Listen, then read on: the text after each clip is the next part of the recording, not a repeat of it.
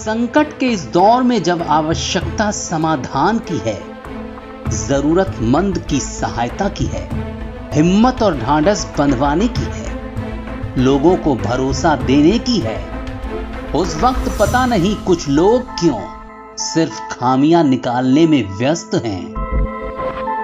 वैसे कहना तो ये चाहिए था कि इस बुरे वक्त में हम देश के साथ हैं। सियासी मतभेद हम बाद में देख लेंगे, अभी तो जनता जनार्दन की जान हमारी प्राथमिकता है। मगर हो कुछ और रहा है। ये जो लोग सिस्टम की बुराइयां गिनवा रहे हैं, ये वही लोग हैं जिनकी अपनी पार्टी ने अगर सरकारें जनसेवा भाव से चलाई होती तो ये दिन देखने ही न पड़ते।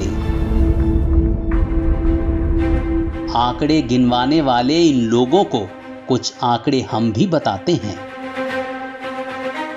2014 में देश में 381 मेडिकल कॉलेज थे और 2020 में 565 हो गए। यानी आजादी के 67 सालों में सिर्फ 381 मेडिकल कॉलेज ही बनवा पाए और मोदी ने सिर्फ 6 सालों में ही 184 बनवा दिए। यानी 48% काम सिर्फ 6 साल में। 2014 में देश में अंडर ग्रेजुएट मेडिकल सीटों की संख्या 54,348 हुआ करती थी और 2020 में 85,726 हो गई।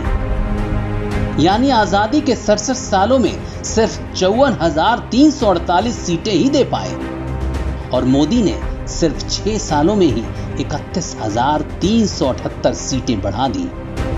यानी 58% सीटों की बढ़ोतरी सिर्फ 6 साल में। 2014 में देश में पोस्ट ग्रेजुएट मेडिकल सीटों की संख्या 30,191 हुआ करती थी और 2020 में 54,275 हो गई। यानी आजादी के 67 सालों में 30,191 सीटें ही दे पाए और मोदी ने सिर्फ 6 सालों में ही 24,084 सीटें बढ़ा दी। यानी 80% सीटों की बढ़ोतरी सिर्फ 6 साल में। 2014 में देश में सिर्फ 6 एम्स ही हुआ करते थे और 2021 में ये संख्या 21 तक पहुंच गई। यानी आजादी के 67 सालों में 6 एम्स ही बना पाए और मोदी ने सिर्फ 7 सालों में ही 15 एम्स बनाने शुरू कर दिए। इनमें से 6 एम्स तो चालू भी हो चुके हैं। नागपुर में, रायबरेली में, मंगलागिरी में, गोरखपुर में, बीबीनगर में, भटिंडा में। सिर्फ मेडिकल इंफ्रास्ट्रक्चर में ही 67 साल और 6 साल के कामों का फर्क आपके सामने है।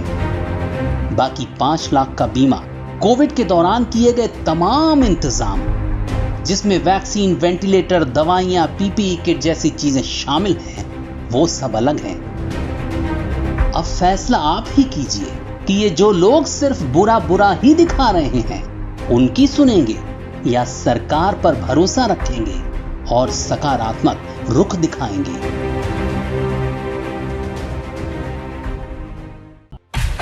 सब्सक्राइब कीजिए हमारे चैनल को और बेल आइकॉन को दबाइए हमारी लेटेस्ट वीडियो सबसे पहले देखने के लिए।